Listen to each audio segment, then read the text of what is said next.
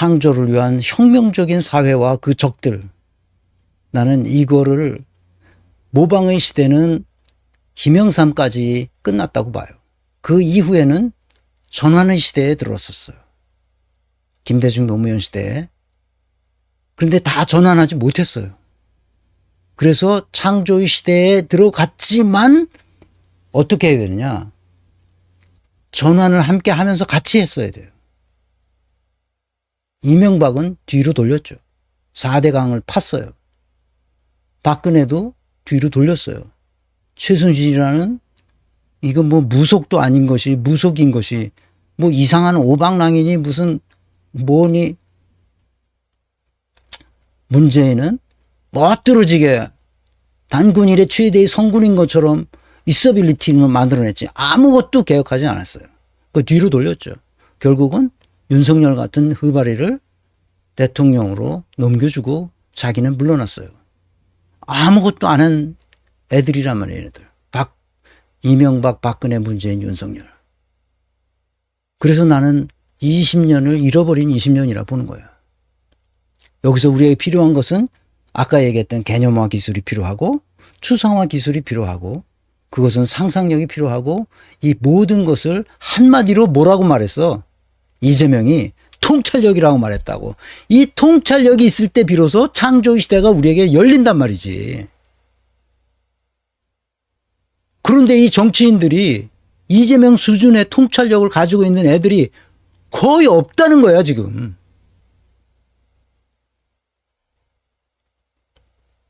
아까 그 고려대 교수라는 사람이 제안한 게 뭐야. 이게 크립토 허브가 될 수 있도록 해달라. 블록체인 허브가 될 수 있도록 해달라.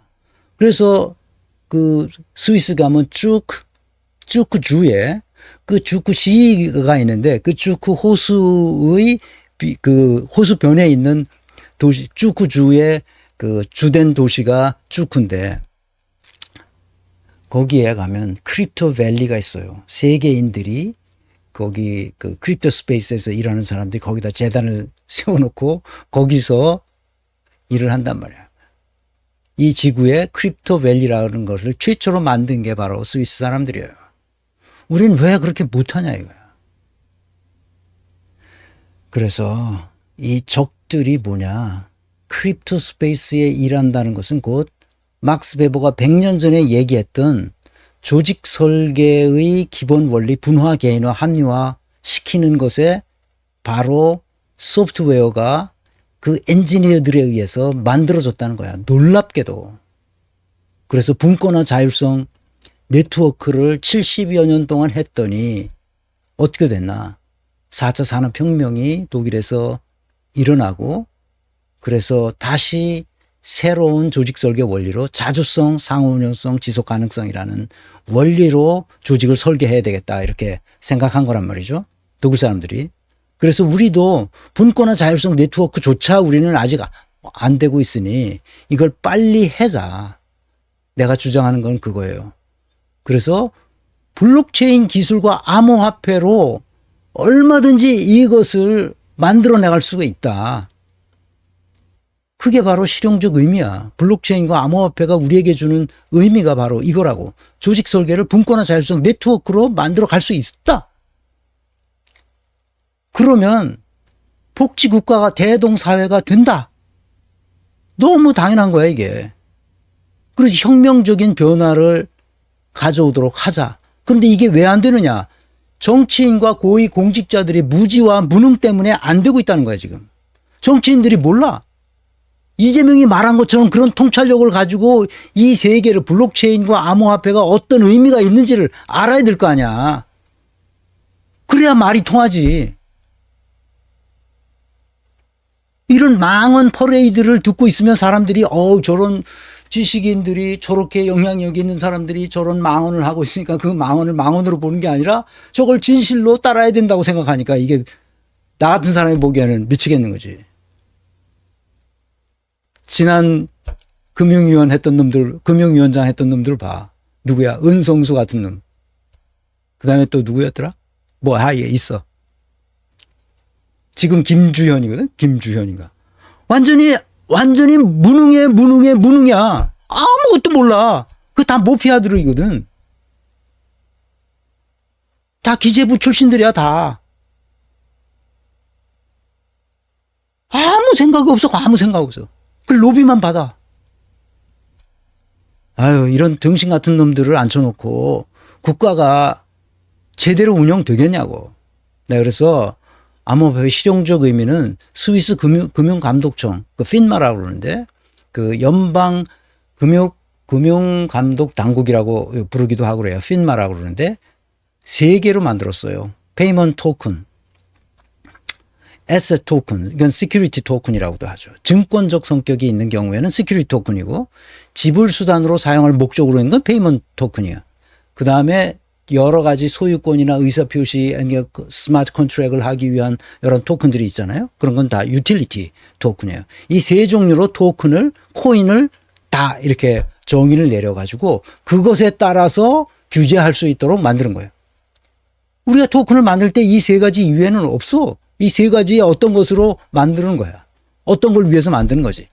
그 중에 하나가 DAO가 있어요. Decentralized Autonomous Organization. 이게 DAO라고 그러는데 DAO가 여러 종류가 있는데 이 DAO는 굉장히 좋은 점이 전제 조건, 절차, 규칙 이런 것들을 다 미리 설계해 놓고 프로토콜을 만들어요.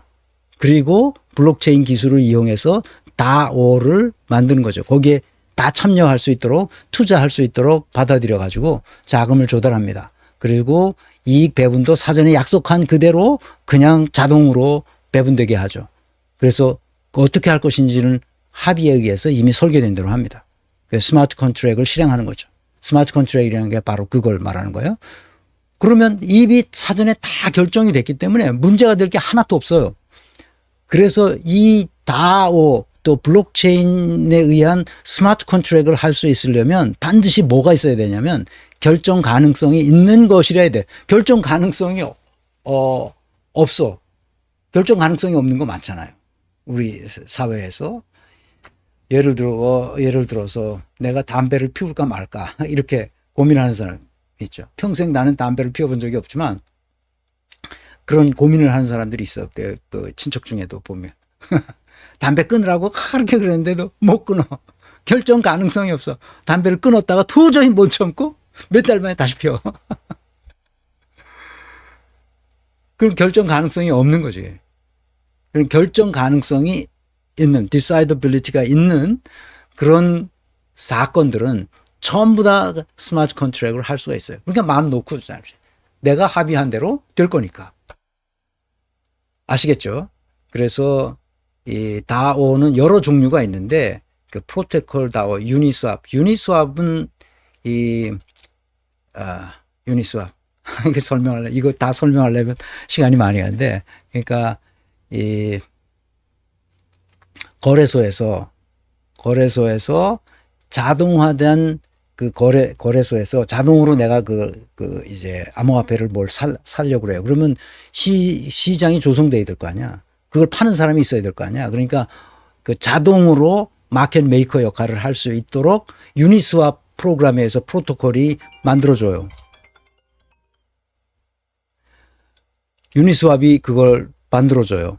그 시장 조성하는 거죠. 그래서 전통적인 주문서를 내 가지고 내가 거기서 사는 게 아니라 이 유동성 풀을 제공해주고 거기서 거래 수수료를 받아서 거기 유니스왑 다오에 들어간 사람들이 나중에 그 이익을 이렇게